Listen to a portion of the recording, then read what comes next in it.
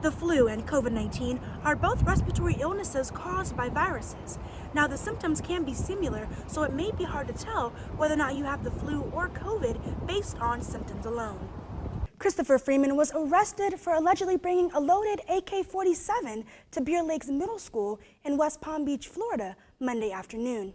The 27-year-old said that he was upset after receiving an emotional phone call from his son saying that a teacher, quote, slammed him. There are pills for everything: weight loss, clear skin, sleeping, and even for muscle mass and strength. Some students say they want a pill that will help them study. Keeping your hands clean is extremely important. With the flu season in full effect and the pandemic still at an all-time high, public health officials emphasize the added importance of getting a flu vaccine.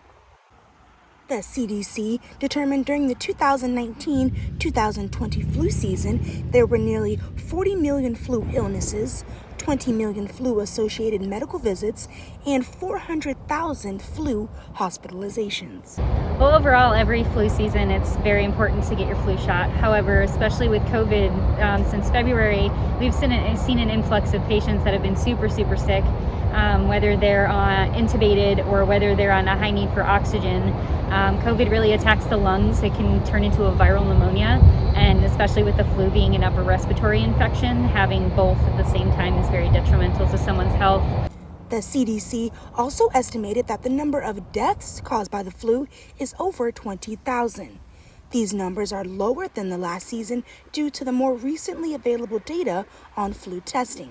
Getting your flu shot is like wearing a mask. The CDC recommends everyone 6 months and older be vaccinated against the flu. This year especially, it will be most important to protect those at a higher risk for flu complications. Daytona Beach is known for its hard-to-pack sand, tons of tourists, and its world-famous beach. Florida's tourism industry saw a nearly 32% drop in visitors during the third quarter compared to the same period last year, according to Visit Florida. While many tourist cities in Florida are dependent on international travel, air flights, and theme parks, Daytona Beach is not. Our beach has been open since March.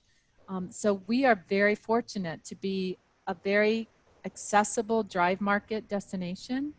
So we are doing very well, and fortunately better than some of our neighbors and most destinations in Florida. Being able to maintain revenue during the pandemic is something Director of Communications Kate Holcomb is extremely thankful for. Thankfully, since then, it has been better than we anticipated. And we are a destination that has a great big beach. It has lots of open green spaces, and we are a small, primarily drive market. So those things are all working in our favor. The Daytona Beach website offers travel information that provides up-to-date information on CDC guidelines, local government guidelines, and face coverings.